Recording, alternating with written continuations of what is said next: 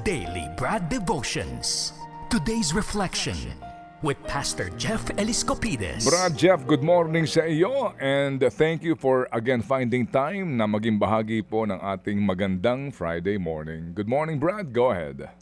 Good morning, Brad Ted. Hawak natin lagi ang beat ating umaga sa salita ng Diyos. Amen. Amen. Amen. O, hawak mo ang B. Bible. Yes. Oo. Bible. All right, go, Brad.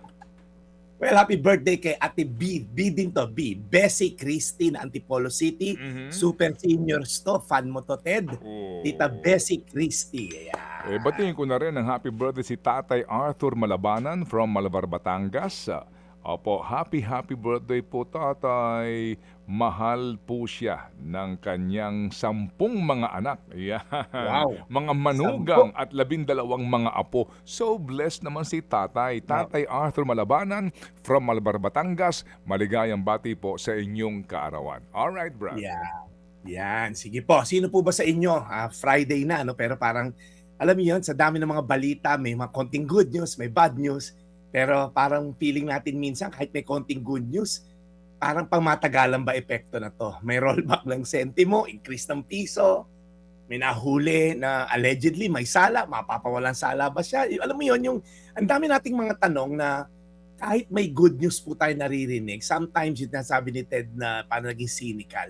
And tayo naman po, minsan, tayo na nasa kabilang parte na parang nakakaramdam ng mga ganitong klaseng masamang balita o epekto ng masasamang balita. Nagtatanong tayo minsan, hanggang kailan ba to, Lord?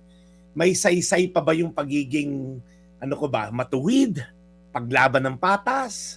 Kaya sabi po sa Roma 8:18, para sa akin, sabi ni Apostol Pablo to, ang mga pagtitiis natin sa kasalukuyan ay hindi maiyahambing sa kaluwalhatiang ipahahayag sa atin balang araw. Context lang po, bakit po ba sinulat to ni Apostol Pablo? Nung sinulat po niya to, hindi po siya nasa place of comfort. In fact, nakakulong po siya, binubugbog ng walang dahilan, inuusig, halos mamatay sa hirap.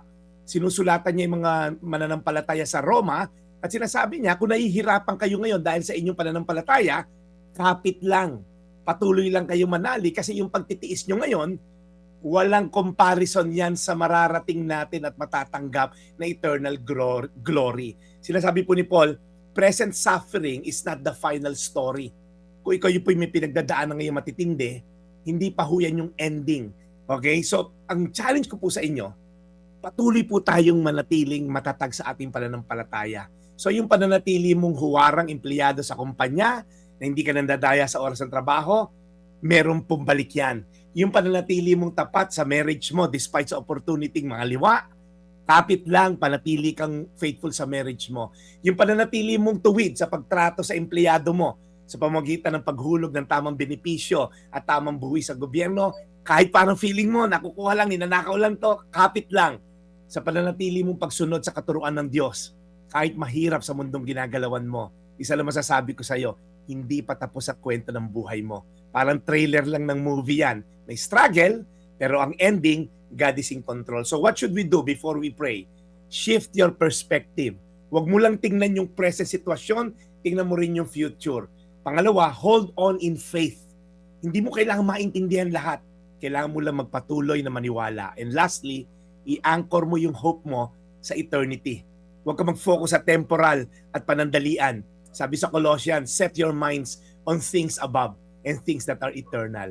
Whatever you're going through is real. Totoo yung sakit, totoo yung paghihirap, but that's not final. God has the final say. Roma 8:18. Para sa akin, ang mga pagtitiis natin sa kasalukuyan ay hindi maiyahambing sa kaluwalhatiang ipapahayag sa atin balang araw. Tayo manalangin. Panginoon, again Lord, ang pananampalataya ay sa mga bagay na hindi nakikita. Hindi pa nangyayari at sa mga kapangyarihan na hindi namin nakikita, the invisible powers. Lord God, salamat Panginoon dahil ang salita mo nagbibigay sa amin ng pag-asa ng mga temporal at mga physical na nakikita rito sa lupa. Lord, ito'y mga bagay lang Lord na hindi tatagal eventually. Yung nagkakamal ng maraming pera, mali-maleta, Lord, pupulutin din yan sa kangkungan eventually. Wala silang mararating na eternal. Kaya Panginoon kami na hindi kami nagmamalinis, pero patuloy lang kami, Lord, kumakapit sa'yo. Patuloy lang kami, Lord, na malaban ng patas dahil alam namin, ang magtiis hanggang wakas ay maliligtas. Sa pangalan ni Jesus. Amen. Amen. Panginoon, muli po, salamat na marami sa araw na ito. Alagaan niyo po lagi si Brad, ang kanyang kalusugan at ang kanyang pagpapatuloy sa pagmimisyon sa aming pong programa at sa kanilang simbahan. In Jesus' name we pray. Amen. Thank you again, Brad, and God bless your mission. Baka meron ka lang gustong plug o announcement para sa weekend na iyong maaaring aktibidad, Brad Jeff, maliban sa iyong pamamalansya. Siyempre, kailangan planchahin natin yung damit natin bukas dahil alas 4 po yan, yung Anchor Church, yan po yung simbahan na pinapastor ko. Nasa YouTube at Facebook po yan, Anchor Church PH at sa Pastor Jeff po na Facebook at YouTube channels. Alas 4 po ng hapon, kung gusto nyo makarinig ng full sermon, full preaching, full service, alas 4 po yan. And of course, Ted, mamaya din, nandyan tayo alas 10, papunta ako sa studio para kay Ateng Cheryl natin Perfect Mornings, 10 to 11 po. Magkita-kita tayo mamaya, Ted. Okay, so we'll see you again later and simulan mo na ang pagbibisikleta. Okay. Oo nga, diesel pa naman yung sasakyan ko, pangyayamanin.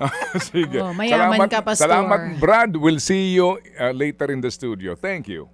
Sige. Ted, si Danny Palomique, thank you so much, kapatid ni Lea Bartolino. Thank you Okay. for tuning in. Ito po yung Daily Brad, your daily dose of inspiration. Serving the people, Brad Jeff Eliscopides. Mga kapatid, para sa iba pang mga balita at impormasyon, sundan niyo po kami sa X, Instagram, Facebook at syempre sa TikTok, True Network PH. Mag-subscribe din po kayo sa aming YouTube channel, True Network. May website din po tayo, truenetwork.ph, at pwede nyo rin po kaming mapanood sa Channel 19 ang aming True FM TV. Lagi pa rin makinig sa radyo dito po sa 105.9 True FM dahil dito, laging true sa'yo, kapatid. Dito tayo sa